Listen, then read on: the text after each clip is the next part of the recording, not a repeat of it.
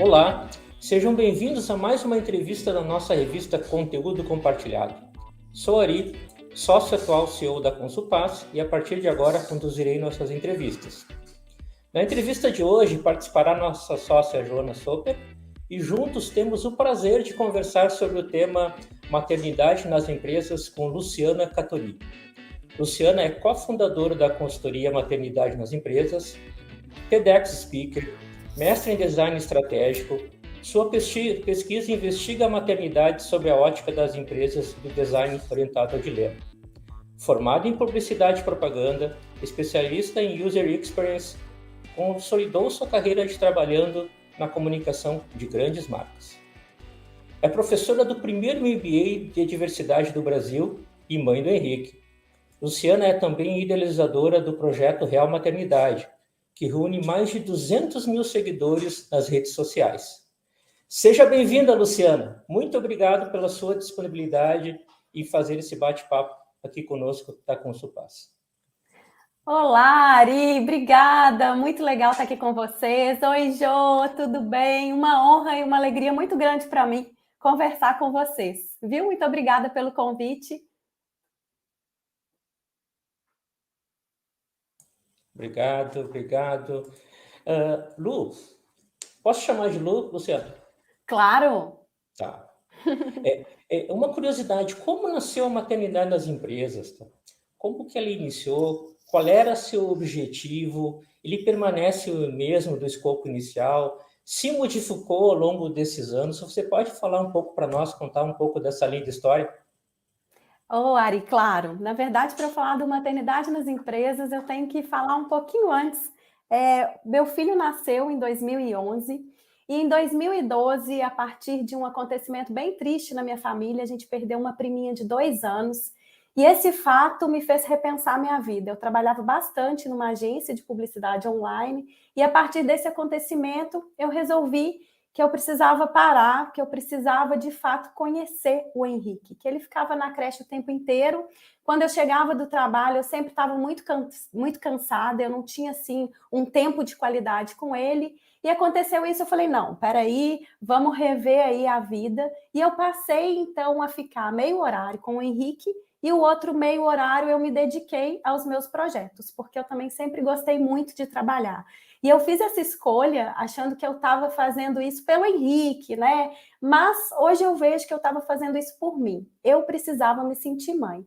E a partir dessa escolha, eu criei um projeto em 2012, o Real Maternidade. Era um projeto pessoal que tinha o objetivo de levar leveza e alegria para as mães e para as famílias. Porque eu sempre percebi que a carga sobre as mães era muito alta. E eu falei, gente, eu tenho que fazer alguma coisa para tentar amenizar isso, para tentar aumentar a percepção de bem-estar das mães, que são muito cobradas pela sociedade, mas sobretudo por elas mesmas. Então eu criei um projeto pessoal, o Real Maternidade. Esse projeto deu super certo, conquistou 200 mil fãs no Facebook na época. E eu falei, gente, eu posso fazer disso o meu plano A, ao invés do plano B. Então, comecei a trabalhar com Real Maternidade, porque tem tudo a ver comigo. E a partir desse trabalho no projeto Real Maternidade, eu fui convidada para fazer parte de uma pesquisa de uma brasileira residente em Los Angeles, e ela estava investigando a relação entre maternidade e carreira ao redor do mundo. E ela conversou com várias mães, e eu fui uma dessas mães que ela conversou. E o resultado dessa pesquisa fala muito do que a gente fala hoje, né? Que a maternidade desenvolve habilidades nas mulheres e que elas podem levar essas habilidades para o trabalho, fazendo delas profissionais ainda melhores. E a partir dessa pesquisa, eu já conhecia a minha atual sócia, a Suzana, que também trabalhava com empreendedorismo materno na época, e a gente tinha uma grande afinidade, porque tanto a Su quanto eu, nós viemos do universo corporativo. E a gente estava meio inquieta, tentando fazer alguma coisa para transformar o universo corporativo. E eu falei assim, Su, olha só, essa pesquisa eu acho que pode ser um mega insight, um mega teste para a gente poder espalhar essa ideia no mundo corporativo. E a partir de então, eu e a Suzana nos unimos e começamos a fazer um projeto piloto. A gente fez uma palestra piloto para a gente ir até as empresas falando que maternidade é impulso de carreira.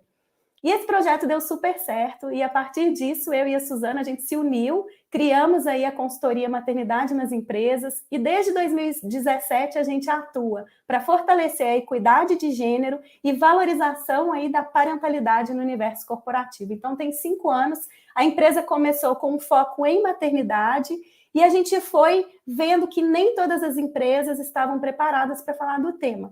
A gente precisava antes preparar o terreno de algumas empresas para falar sobre equidade de gênero. A partir disso, tanto a Suzana quanto eu, nós entramos no mestrado, né, para poder realmente falar com propriedade a respeito desse tema, porque quando a gente fala com mães, a gente utiliza uma certa linguagem, mas quando a gente fala com uma alta liderança da empresa, por exemplo, a gente tem que dar outros dados, né? Então a gente foi realmente se embasar para poder defender e fortalecer a equidade e a parentalidade nas empresas.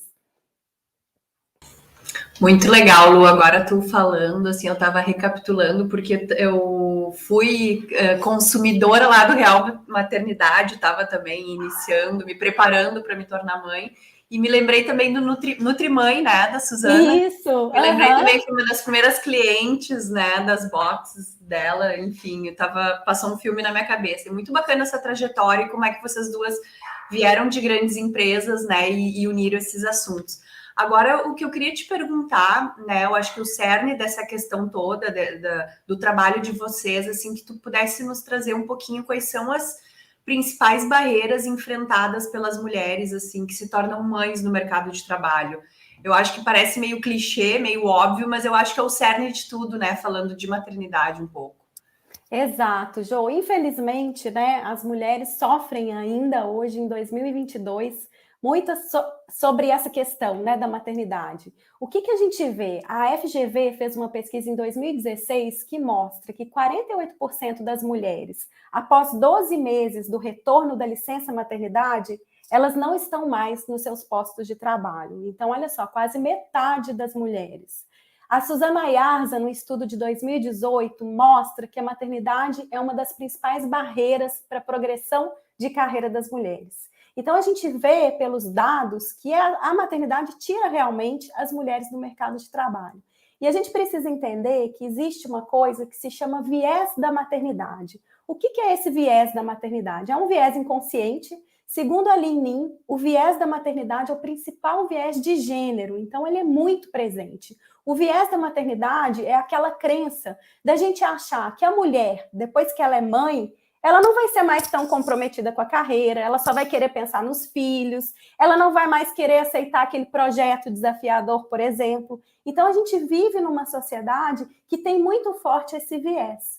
Mas isso não é verdade, né? Principalmente nas empresas que a gente circula, a gente percebe, a gente conversa muito com mães, com pais, com as figuras parentais, com liderança, com RH, e o que a gente percebe? Quando a gente fala com as mães, a gente percebe que a maternidade é combustível para as mães. Por quê? Porque as mães trabalham e dessa forma elas se sentem mais inteiras para quando elas têm que estar com os filhos. Então, essa crença de que a maternidade é um obstáculo, de que a mulher não vai querer ser mais comprometida, ela cai por terra, porque a maternidade, né, o trabalho é combustível. Então, a gente precisa entender que esse viés ele existe, para a partir desse entendimento a gente mudar alguns comportamentos. Por exemplo, né, uma liderança. A gente cansa de ver nas empresas, às vezes, em reunião de sucessão, quando eles indicam uma mulher como uma sucessora, às vezes eles falam assim, não, gente, mas a fulana não vai querer, ela tem filho pequeno, o marido dela ganha bem. Olha o tipo de coisa que a gente escuta, né, carregada desse viés. Mas e aí, se a gente for pensar, peraí, ela não vai querer, mas você perguntou para ela? Não. Então, assim, existem ainda no mercado muitas suposições a respeito das mães. E o melhor que a gente tem que fazer é perguntar, né? Porque, assim, pode ser o caso de que aquela mulher que virou mãe não vai aceitar algum desafio, mas uma experiência particular, a gente precisa perguntar. Mas o que a gente vê é que as mães querem sim os desafios, o trabalho é combustível e a gente precisa ouvi-las e não supor. Então, existe sim ainda no mercado, né, esse viés, a gente veio de uma sociedade, né, machista, e a gente precisa quebrar alguns estereótipos, e a primeira forma de quebrar é a gente saber que isso existe para que a gente possa agir diferente. Muito bem, Luciana. A gente percebe aí, né, o que você comentou agora, né, somente falando aí dos desafios das lideranças das mulheres, né, que ainda mesmo assim existe aí um certo preconceito, né, porque a gente sabe que quem acompanha aí uma mãe sabe que ela começa a exercitar uma série de habilidades para cuidar para ter a maternidade. Isso e no trabalho também, do mesmo formato aí, isso pode estar contribuindo para ela, porque ela começa a ter algumas habilidades que ela não tinha antes, quando não tinha filhos, digamos assim, né? Tanto a parte de negociação, resiliência, né? Uma série de coisas, né? Quanto a, falando da maternidade, Lu, você acredita que, na tua opinião, a gente sabe que teve alguma evolução quanto às legislações referente ao auxílio maternidade, período para ficar em casa das empresas, né? Você acha hoje que isso está adequado aqui no Brasil? É o suficiente, na tua opinião? E se existe algum país benchmark para ter que trate isso de uma forma mais com maior importância? Legal, Ari. Eu vou, antes de responder essa pergunta, eu vou falar sobre as habilidades que você tocou aí no início, que eu acho que é muito importante a gente frisar, né, que existem várias formas da gente adquirir novas habilidades, obviamente, né, não vem só na maternidade, mas a maternidade faz a gente exercitar algumas habilidades no dia a dia. E é muito interessante que o LinkedIn, em 2021, citou algumas habilidades mais requisitadas no mercado de trabalho. Até trouxe aqui para a gente conversar. Olha, habilidade de resolver problemas, pensamento crítico, inovação, criatividade, lidar com a complexidade e comunicação. E todas essas habilidades que o LinkedIn trouxe como as mais requisitadas no mercado são habilidades que o exercício da maternidade faz a gente desenvolver. Então, por exemplo, habilidade de resolver problemas. Gente, quem é mãe sabe, é problema o tempo inteiro, é o plano A, o plano B, o plano C, não deu certo ali, eu vou para um outro caminho, né? Não tem como parar, chorar, ter algum problema, vou chorar no cantinho, não, é isso aqui, resolver problema diariamente, né? Direto. Outra habilidade, né? O pensamento crítico. A gente, depois que se torna mãe, a gente começa a desenvolver esse pensamento crítico. Um médico, um pediatra te fala uma coisa, você vai começar a analisar aquilo criticamente, você vai buscar outras informações. Então, o exercício da maternidade no dia a dia faz a gente exercitar o pensamento crítico. A questão da inovação. A gente sabe que a inovação só acontece num ambiente com segurança psicológica. E a mãe, o que ela faz? Ela faz com que os seus filhos sejam eles mesmos, né? Que não tenham medo de expor a sua opinião. E a partir desse exercício, a gente cria um ambiente seguro. E é só no ambiente seguro que a inovação acontece. Então, maternidade tem tudo a ver com liderança, né? Esse olhar empático, esse olhar cuidadoso, a questão de lidar com a complexidade, da gente se comunicar. Quem tem mais de um filho sabe, né? Para eu conseguir a mesma coisa com 2 filhos diferentes, com um filho eu vou usar uma estratégia, com o outro eu vou usar uma outra estratégia. Então a gente conhece o público-alvo, entende o contexto e a gente se comunica para que a gente seja assertiva, né? Conquistar o que a gente quer. E tudo isso a gente leva para o trabalho. Então a gente costuma brincar que nasce uma mãe, nasce uma líder. Não é nasce uma mãe, nasce uma culpa. Nasce uma mãe, nasce uma líder. E aí você perguntou lá da licença, né? Da licença maternidade. O que a gente vê hoje, né? Você perguntou se eu acho que a licença no Brasil é adequada, né? A gente vê 6 meses de licença maternidade para aquelas empresas que são empresas cidadãs. E eu vou te falar assim, 6 meses, que legal que a gente tem 6 meses de licença. Porém, é só uma licença para a mulher de 6 meses, né? O homem, as empresas que dão, empresa cidadã, para o pai, dá 20 dias. Então, no meu ver, isso não é adequado. Por quê? Que mensagem que a gente está passando quando a gente dá 6 meses de licença para a mulher e 20 dias para o homem? A gente está passando aquela mensagem de que quem é responsável pelo cuidado é somente a mulher. E a gente precisa quebrar esses paradigmas, né? Felizmente, no Brasil, algumas empresas já estão usando a licença parental, ou seja, a mesma quantidade de dias para homens e mulheres. Então, essas empresas já estão entendendo que o cuidado também faz parte, né, da vida do pai, obviamente, e estão incentivando isso.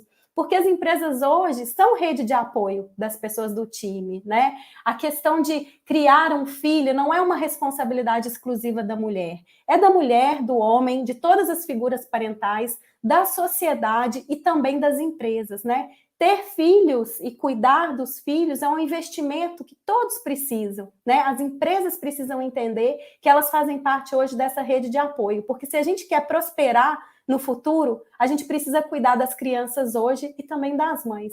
E a gente precisa entender que esse cuidado, ele é compartilhado, não é uma responsabilidade da mulher, é uma responsabilidade social. E aí a gente vê alguns benchmarks, né? Os países da Europa são os países que mais já entenderam essa mensagem. A gente vê, por exemplo, na Alemanha, existem 2 anos de licença que podem ser compartilhados entre mães e pais. Então, é muito bacana porque alguns países já entendem isso, né? Se a gente for pensar, são países mais ricos, são países mais prósperos. Por quê? Porque olham para as crianças hoje. Então, a gente está caminhando. No Brasil, a gente vê algumas empresas que já estão entendendo essa mensagem, o que é muito positivo, mas a gente precisa que mais empresas entendam essa mensagem também. Legal. Eu ia perguntar, Lu, já vou misturar algumas perguntas aqui, mas desse link do desenvolvimento do país diretamente, né, vinculado a essa questão da licença e o entendimento desse momento da chegada de um bebê, né, da vinda de um filho. E é complexo porque no Brasil a gente sabe que também não adianta colocar goela abaixo, vamos dizer assim, né? Vamos mudar essa mentalidade, sendo que a gente tem, acho que esse é uma dificuldade, um problema que tem que caminhar com muitos outros em relação ao desenvolvimento do país, né? Mas eu queria te perguntá-lo em relação a treinamentos específicos dentro das empresas, assim, como é que, eu sei que vocês até ia te convidar um pouquinho para te comentar um pouco dos serviços que vocês, no Maternidade nas Empresas, oferecem atualmente, né? Para as empresas em relação a treinamentos para mulheres e homens, né, os funcionários, em conjunto, para que tenha essa transformação cultural num ambiente empresarial.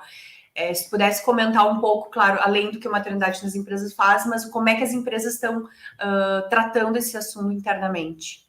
Certo, a gente vê assim, alguns movimentos. Vou começar falando de um movimento específico, que são empresas que já entendem que é preciso acolher a parentalidade, que são empresas que nos procuram para fazer a consultoria, ou seja, a gente entra na empresa, a gente faz um mergulho no contexto da empresa para a gente entender quais os principais desafios a respeito do tema da parentalidade que aquela empresa enfrenta. E para eu falar sobre esses desafios relacionados à parentalidade, não é somente conversando com mães, pais e figuras parentais, não. Eu preciso entender como as pessoas sem filhos olham para esse tema, como que uma liderança enxerga a parentalidade. Eu preciso conversar com o RH. Então, a gente faz uma investigação com mães, pais, figuras parentais, obviamente, e também liderança e IRHs com e sem filhos. A partir disso, a gente tem um retrato de como a parentalidade está naquela empresa hoje e a gente mapeia os principais desafios. Mapeando os principais desafios, a gente apresenta benchmarks, o que o mercado, né, o que o Brasil e o que o mundo está fazendo relacionado àquele desafio que a gente encontrou. E a partir disso, a gente vai para uma etapa de cocriação. Olha, a partir desses desafios, a gente tem essas soluções e o que a gente pode fazer nesta empresa para que a gente possa minimizar ou acabar com esses desafios. E aí a gente cocria ações e a gente dá origem, a partir dessa cocriação, a um roadmap de ações que compõe o programa da parentalidade naquela empresa. Então, recentemente, a gente fez esse trabalho junto a Suzano. Foi um trabalho maravilhoso, de mergulho, de muitos insights, de muitas descobertas. E, a partir disso, a gente implementou ações na companhia que deu origem ao programa de parentalidade Suzano. Então, são ações bem simples, desde uma cartilha de acolhimento, por exemplo, até políticas da empresa. Então, a gente criou o grupo de afinidade da parentalidade, a gente fez um treinamento para a liderança sobre como acolher a parentalidade, e esse treinamento a gente oferece para todas as empresas, né? Porque o que a gente percebe? Que hoje em dia, na maioria das empresas, o acolhimento da parentalidade, ele está na mão de um gestor ou de uma gestora, né? Não está ainda nos processos da empresa. Então, a partir disso, a gente fez um treinamento para a gente ensinar essa liderança a acolher da melhor forma para aumentar a percepção de bem-estar das pessoas do time. Porque muitas vezes não é que o cara não quer acolher bem, né? A mulher não quer acolher bem. Às vezes as pessoas não sabem como acolher. Então, esse treinamento é bem interessante. A gente tem dado em várias empresas, que é o letramento da liderança em relação ao acolhimento da parentalidade. E aí a gente tem rodas de conversa também, que a gente, né, para levantar esse tema. A gente criou recentemente um baralho da parentalidade, que é um baralho para fomentar discussões a respeito da parentalidade. É uma forma lúdica, e nesse baralho a gente traz conceitos, a gente traz alguns dados, a gente tem perguntas reflexivas para fazer com que o grupo possa pensar sobre isso, para que, de fato, o tema entre na pauta da empresa. Então, existem tem talks, tem workshops, e também esse acompanhamento profundo, que a gente investiga a realidade, e a partir dessa investigação, a gente cocria soluções para a gente aumentar a percepção de bem-estar de todas as pessoas a respeito da parentalidade. Então, tem sido muito bacana, Jo, e assim, a gente tem feedbacks super legais, a gente recebe mensagens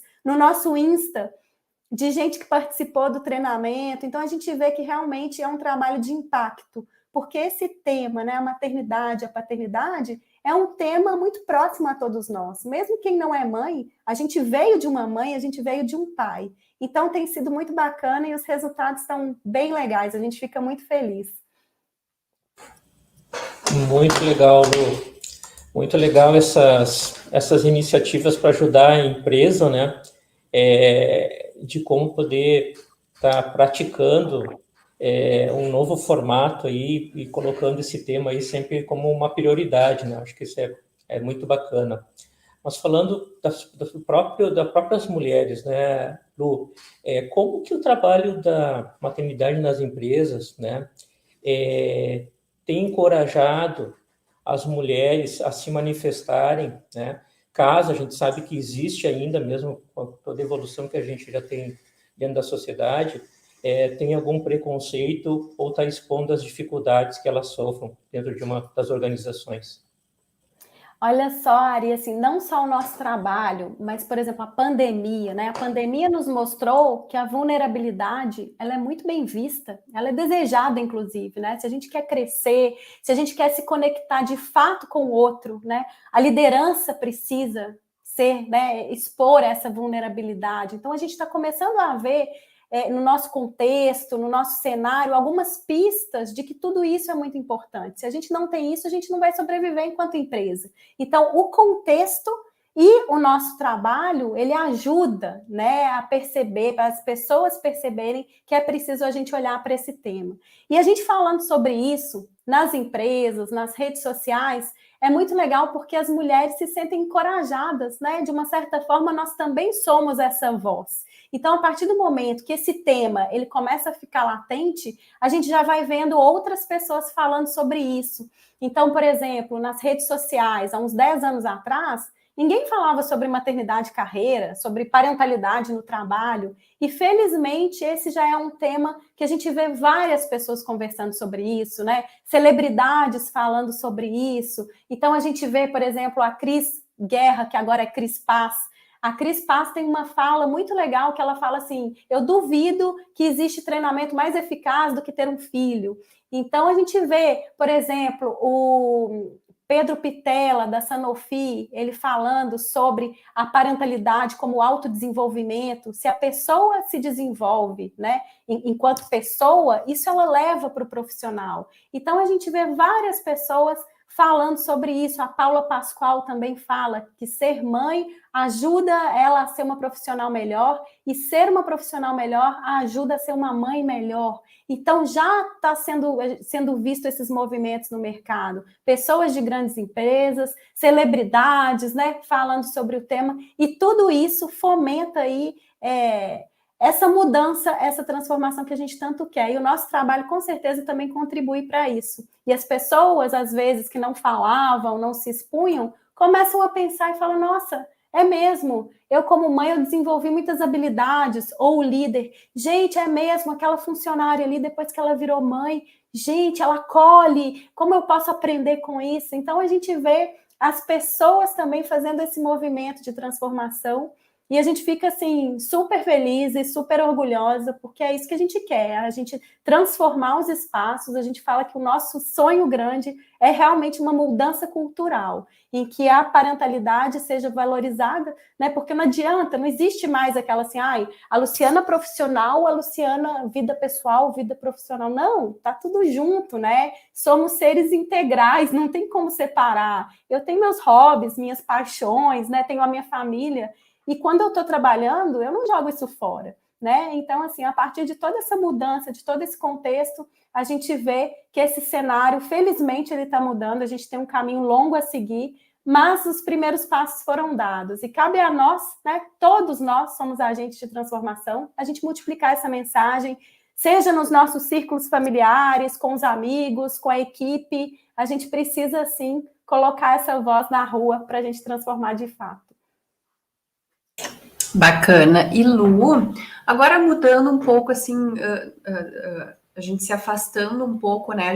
Claro que o trabalho de vocês começou com maternidade, até pela tua história, a história da Suzana, né? Das mulheres. Eu vejo aqui no Instagram de vocês que vocês se colocam aí como parceiras com as empresas no alcance da equidade de gênero e valorização da parentalidade. Eu queria que tu falasse um pouquinho dessa questão da equidade de gênero, né, que eu acredito que vocês foram também abraçando aí ao longo dos últimos anos, e também um pouco o papel do homem, né? A gente fala de maternidade, tu falaste da parentalidade, mas e o homem, como é que tá dentro disso? Se pudesse, né, sair um pouco assim, vamos deixar as mulheres um pouquinho de lado, mas explorar esses outros dois pontos. Certo, Jo, eu acho muito importante a gente explorar aqui que as empresas estão olhando para esse tema, não é porque elas são boazinhas, não, porque isso traz resultado de negócio, né? Então, existe um dado da McKinsey de 2018 que fala que a maior paridade de gênero no topo das organizações faz com que as organizações tenham 21% a mais de chance de terem resultados acima da média.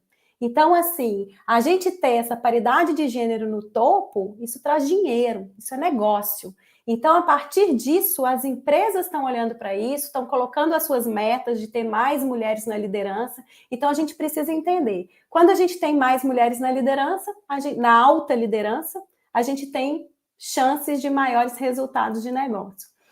E aí, a gente percebe que esse movimento vem desses dados, né? As empresas agora têm nas suas metas a equidade de gênero, e a gente precisa entender que a equidade de gênero não é mulheres querem mais que homens, não, a equidade de gênero, a palavra equidade, ela se refere a oportunidades de desenvolvimento para todas as pessoas. Então, a gente precisa entender, né? Por exemplo, a flexibilidade. A gente acha que a flexibilidade ela vai chamar mais mulheres para o mercado de trabalho. De uma certa forma, sim.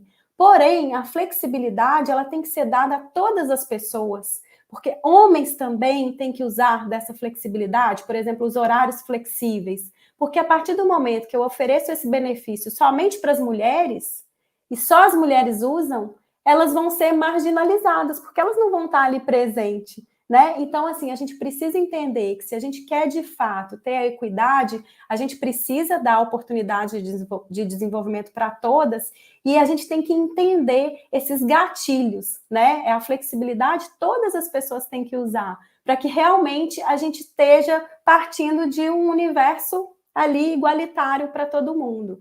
E a partir disso, dessa questão da equidade, a gente também precisa considerar as questões de diversidade. A gente precisa olhar para as interseccionalidades, a gente precisa entender a realidade da mulher negra, que é muito diferente da realidade da mulher branca. A gente tem que entender questões de mãe solo, por exemplo. Então, todas essas nuances, dessas camadas que a gente tem, isso tem que vir para a empresa, isso tem que vir para a pauta, isso precisa ser falado. E, de novo, né, a diversidade traz inovação. A diversidade traz resultados de negócio. Então, não é somente a questão da mulher em si, né? São todos esses recortes e essas camadas que agora não dá mais para a gente não olhar para isso, felizmente.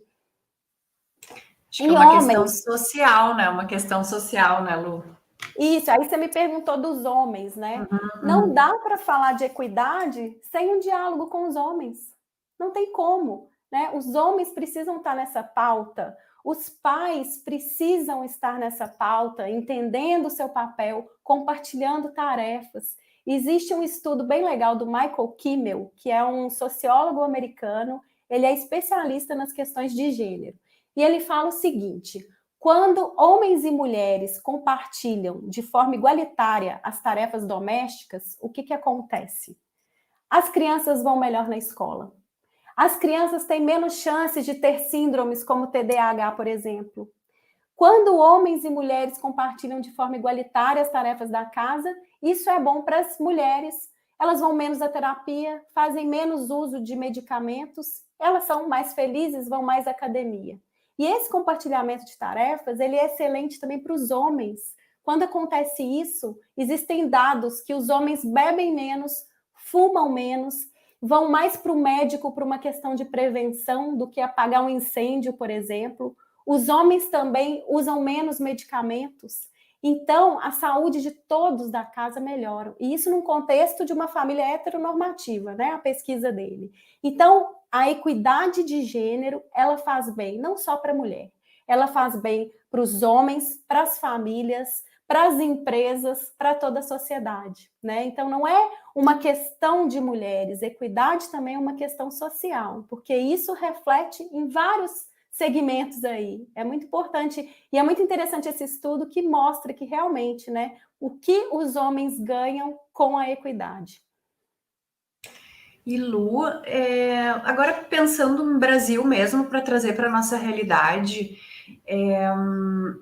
vocês do Maternidade nas Empresas, vocês se sentem sozinhas, assim, com essa bandeira, ou vocês veem outras iniciativas e o quanto, assim, no país? Eu sei que vocês são pioneiras, assim, né, dentro de um trabalho mais estruturado, e eu trago também o exemplo do Marcos Piangers dentro do trabalho. Claro, é uma pessoa, eu não conheço a fundo o trabalho dele, mas ele defende bandeiras, enfim, questões, né, semelhantes a que vocês defendem. Como é que está isso no Brasil, assim, de iniciativa, seja uma pessoa, um influenciador, ou instituições, empresas, enfim, se pudesse comentar conosco. Jo, a gente nos últimos anos, quando a gente abriu há 5 anos atrás, só tinha de consultoria a gente que fazia esse tipo de trabalho. Hoje a gente vê várias consultorias trabalhando com esse tema, o que é muito bom, né? Se a gente quer transformar, quanto mais agente de mudança a gente tiver com a gente, melhor.